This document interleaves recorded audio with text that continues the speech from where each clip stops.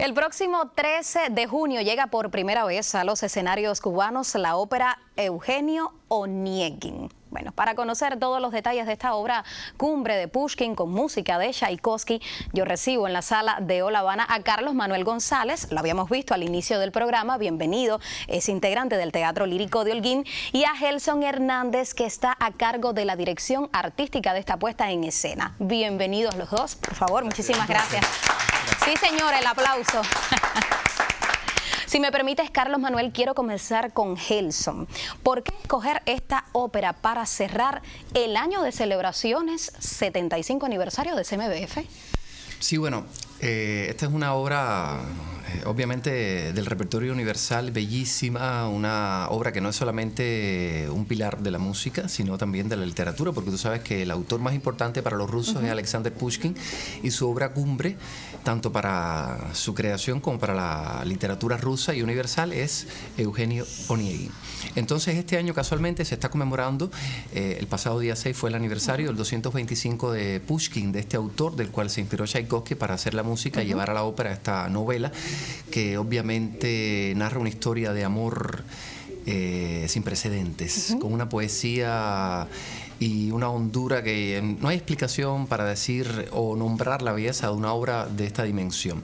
Y también es objetivo saber que aquí en Cuba lo que abundan más son los repertorios de las óperas italianas, ópera francesa, y una ópera rusa por una compañía cubana o por un proyecto cubano, no tengo idea de antecedentes. Sí, por ejemplo, una ópera polaca, Halka, que la estrenó en Cuba la soprano Yolanda Hernández. Se han hecho óperas eslavas. Halka es un ejemplo de ahora recuerdo. Pero Eugenio Onieguin se hizo una función histórica que marca un paso importante para que los cubanos conozcan esta obra, que fue una función que se hizo con la dirección de Manuel Duchesne Cousin y la Orquesta Sinfónica Nacional de Cuba, donde una de las primeras cubanas, Tatiana, si no fue la primera, no puedo a ciencia cierta asegurarlo, pero sí una de las primeras cubanas que trajo el momento más importante de este personaje, que es la famosa aria de la carta o escena de la carta, fue María Eugenia Barrio. Ese es el único antecedente que hay vinculado a esta obra. A mí me llama la atención el trabajo que ustedes han desarrollado. Una parte del elenco acá en La Habana y otra parte en Holguín. Entonces, ¿cómo ha sido el proceso de montaje?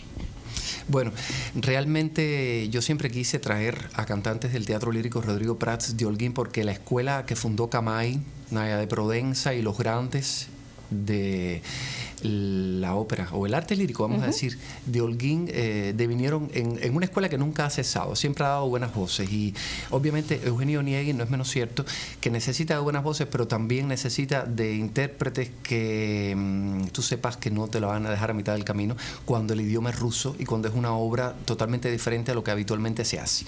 El idioma ruso es una barrera de reto para los intérpretes, porque no es lo mismo cantar una escena o en concierto con el atril en mano que memorizar todas las escenas que se van a llevar de cada uno de los 3 actos de la ópera. Entonces, obviamente hay que buscar buenas voces, pero hay que buscar también una capacidad intelectual, un valor humano ahí de compromiso, y los cantantes de Holguín están probados en estas cualidades que te he mencionado. Entonces ahí di con este barítono que ya había escuchado su aria de Onieguin aquí en La Habana en un concurso que le valió justamente el premio, esta obra, que por eso Juan Piñera dijo que era parte del jurado que le dio el premio al escucharlo en esta aria. Qué bien. Él ya la había cantado aquí en La Habana, y es el caso de Isabel Torres, que es la Tatiana que encontré, que me aseguraba con toda la tranquilidad del mundo de que no iba después, cuando ya se acercaba la función, decirme, me hace falta colocar un atril porque no pude con todo el ruso de la obra completa. Entonces, cuando tú ya te lanzas a trabajos como estos de cierta dimensión, tienes que buscar voces, pero también capacidad.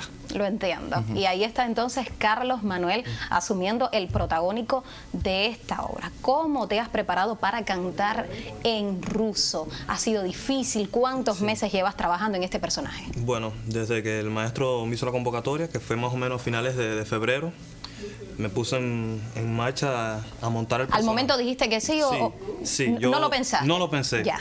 Yo en esta carrera es para valientes o para locos, y yo soy de las dos un poco. Y bueno, me lancé a imprimir todo el proceso para el montaje. Entonces dije, necesito alguien de fonética. Y bueno, recordé a mi profesora de ruso de la Universidad de Holguín de las Artes, Natalia Prónima, que es nativa, es la coordinadora de la comunidad rusoparlante en Holguín. Y bueno, ¿quién mejor que una persona rusa para enseñarme ruso, y ella con mucho gusto accedió, y de ella me dio mucha información también sobre la ópera, sobre la novela, porque no es menos cierto que Pushkin para los rusos es, como decir, José Martí para nosotros. Es muy importante, es el padre de la literatura moderna rusa. Y bueno, aprendí el ruso, ella me ayudó con todo a montar la fonética del personaje, y bueno, ya después de montada la fonética es entonces a la música, que es otro elemento de gran peso y gran importancia dentro de la obra. Y bueno, es un proceso que, bueno, hasta el día de hoy sigo todavía muy concentrado, muy enfocado, porque no puedo decir que desde el momento que estoy cantando la ópera puedo bajar la guardia un solo segundo. Claro, es una obra difícil, además por el idioma, y ya sabemos que es totalmente memorizada. ¿Cómo se inserta la actriz Gina Caro en esta puesta en escena? Interesante tu pregunta. Pushkin escribió la historia de estos personajes principales, que son Tatiana, Oniegin y el resto, hasta que Tatiana era joven. O sea, la obra termina cuando el desenlace, que ya Tatiana decide, decirle a Oniegin que ella va a elegir la dignidad como mujer y no el amor. Entonces ella se va, y hasta ahí la ópera, o la novela en este caso.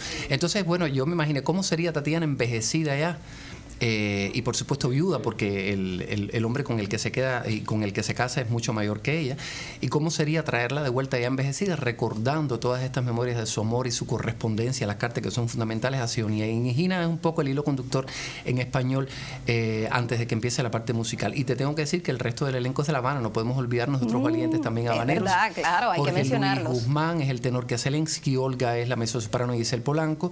Tenemos también en el elenco a Mel Morales, que es un bajo barítono joven que acaba de entrar prácticamente en el rol del príncipe Gremlin a última hora, y el pianista es Edel Almeida, que es un trabajo titánico el que está haciendo. La asesoría musical del maestro Bail Zamora, porque no ha estado solo.